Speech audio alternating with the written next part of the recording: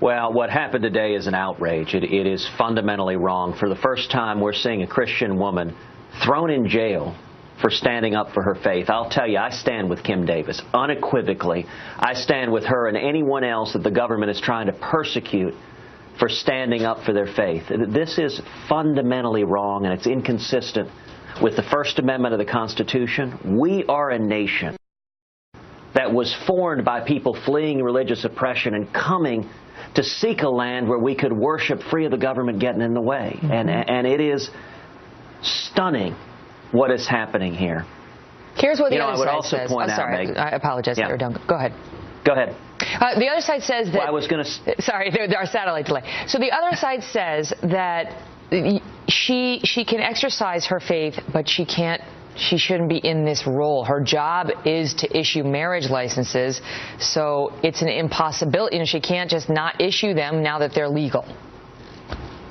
Well, but that's fundamentally wrong. The consequence of that statement, that standard, is that Christians can't hold public office, or if they do, they must be willing to violate their faith or go to jail. That is not America. That is not how this country works.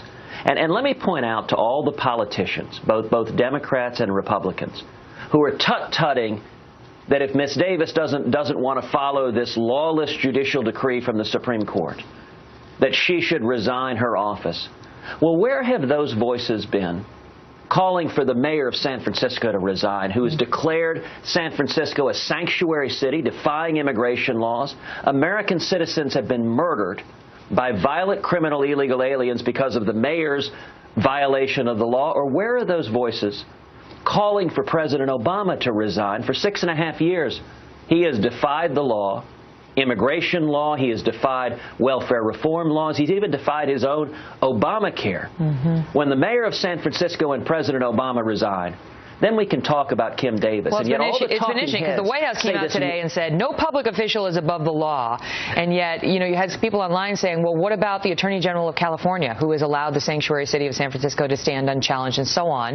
Yeah. And yet, let me ask you about this, because one of the most persuasive points I think her detractors have is the Kentucky clerk, is that she was apparently offered, according to the New York Times, the chance to just have her deputies do it. She wouldn't have to do it. Now it would have to be under her authority. She'd have to allow them. And the deputies were prepared to do it, to issue the licenses. And she said no to that. So what are they supposed to do? What are same-sex couples supposed to do if you've got, the head clerk saying no one can do it because of my religious beliefs?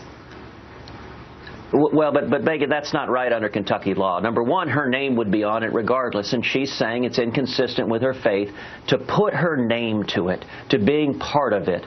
Now, I would point out that under Kentucky law, individuals can go in any other county and get married, but beyond that, listen, this decision from the Supreme Court on marriage was fundamentally illegitimate. Chief Justice Roberts observed in dissent quite powerfully, this is not connected to the Constitution. This is not from the Constitution. And Justice Scalia, let me observe every viewer.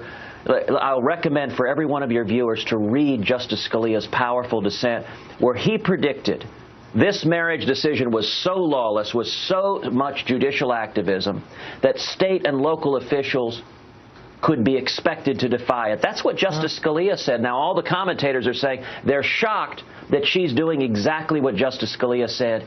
It's not the job, as Justice Scalia said, of 5 unelected lawyers to be the rulers of 320 million Americans and to claim illegitimately the authority to strike down the marriage laws of all 50 states. That is lawless. Right now, that is the law of the land, and Kim Davis sits in a jail for an undetermined amount of time. Senator Cruz, thank you tonight. Great to see you. Thank you, Megan. Great to be with you.